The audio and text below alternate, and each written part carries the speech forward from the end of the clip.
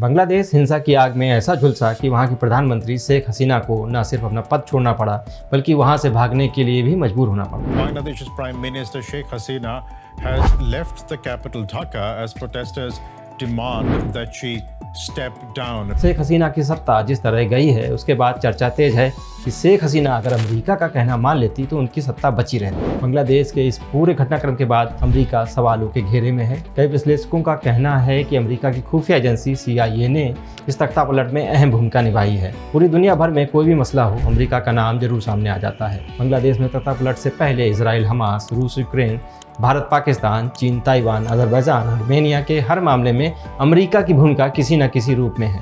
अब बांग्लादेश में जिस तरह से हसीना को अपना मुल्क छोड़कर भागना पड़ा है उसमें भी अमेरिका का खतरनाक प्लान बताया जा रहा है। पूरी दुनिया में अपने वर्चस्व की लड़ाई लड़ रहा अमेरिका हमेशा इस ताक में रहता है कि कैसे भी कहीं भी उसका कब्जा हो, उसकी ताकत बढ़े, पूरी दुनिया में उसके नाम का डंका बजता रहे। बांग्लादेश की पूर्व PM शेख हसीना ने अपने एक बयान से पूरी दुनिया को चौंका दिया। शेख हसीना ने दावा किया कि बांग्लादेश में सैन्य अड्डे के लिए बेचैन अमेरिका बांग्लादेश और म्यांमार से नया देश बनाने की साजिश रच रहा है।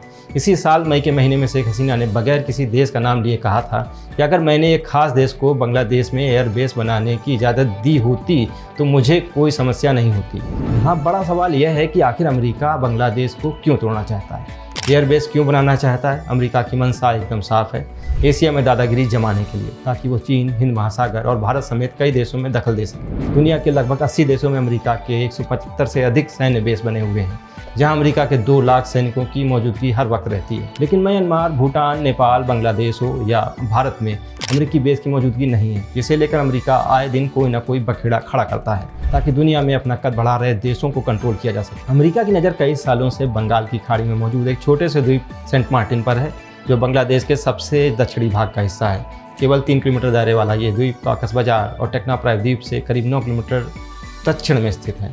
अमेरिका लंबे समय से सेंट मार्टिन द्वीप पर नौसैनिक अड्डा बसाने की फिराक में है। अमेरिका इसके लिए इस्तेमाल करता है अपनी सेंट्रल इंटेलिजेंस एजेंसी का, जिसका काला इतिहास कई मुल्कों का भूगोल बदल चुका है। जिस भी देश पर अमेरिका की पकड़ ढीली पड़ी उन देशों में पेड प्रोटेस्ट से लेकर भाड़े के शूटरों के जरिए CIA कारनामा पहले भी करता रहा है। CIA की बुनियाद औपचारिक तौर पर सेकेंड वर्ल्ड वॉर के बाद तब रखी गई जब ब्रिटेन के हाथ से भारत छूटा।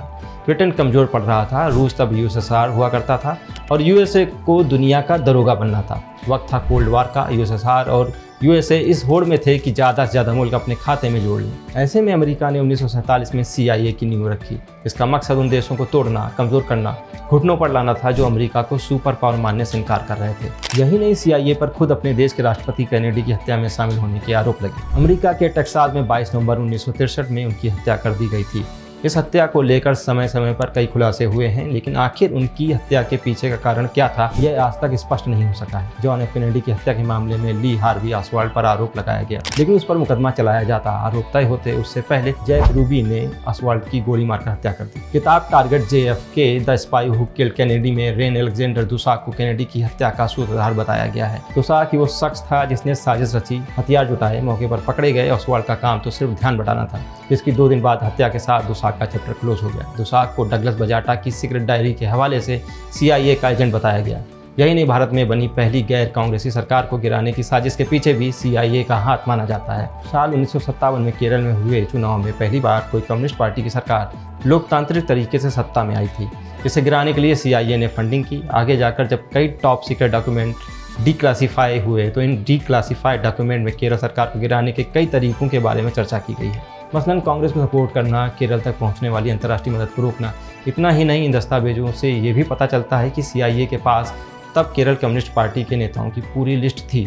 साल 1964 में जब CPI के 2 फाड़ हुए तो इसकी भनक भी CIA को पहले से लग गई थी। यही नहीं, अमेरिका को जिससे खतरा लगा CIA उसे निपटाने में लग जाती। साउथ अमेरिका से सटे क्यूबा में भी इसी तरह जब फिदेल कास्त्रो उभरने लगा तो अमेरिकी पेशानियों पर बल पड़ने लगे। फिदेल कास्त्रो कम्युनिस्ट विचारधारा के थे। अगर क्यूबा में कम्युनिस्ट सरकार बनती तो रूस को ताकत मिलती। ऐसे में कास्त्रो को निपटाने के लिए सिगार में टॉक्सिन से लेकर खाने में जहर तक मिलाया गया, मगर CIA अपने मंसूबों में कामयाब ना हो सका। फिदेल कास्त्रो का विकेट गिराने में नाकाम CIA ने फिर ऑपरेशन नॉर्थवुड लॉन्च किया, जिसके जरिए अमेरिका में बम धमाके और दंगे कराकर इल्जाम क्यूबा पर लगाना था। यही नहीं, क्यूबा की सीमा में प्लेन क्रैश कराकर अमेरिकी नागरिकों की जान लेने का भी प्लान साजिश का हिस्सा था, ताकि ऐसे हालात में अगर अमेरिका क्यूबा पर हमला करता है तो उसे जस्टिफाई किया जा सके। मगर तब के राष्ट्रपति कैनेडी CIA के इस प्लान को अप्रूव नहीं करते और CIA के जो अधिकारी इस प्लानिंग में शामिल थे उन्हें भी निपटा देते हैं।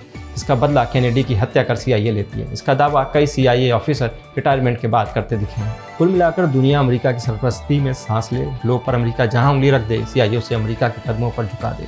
CIA का काम बस इतना सा है, चाहे इसके लिए किसी भी देश में तख्ता पलट करना पड़े, प्रोटेस्ट को हिंसक बनाना हो या फिर किसी की जान ही क्यों न लेनी पड़े। ताज़ा शिकार बना है बांग्लादेश, जहाँ के हालात ऐसे बना दिए गए हैं कि अमेरिका पावर सेंटर को कमांड कर सके।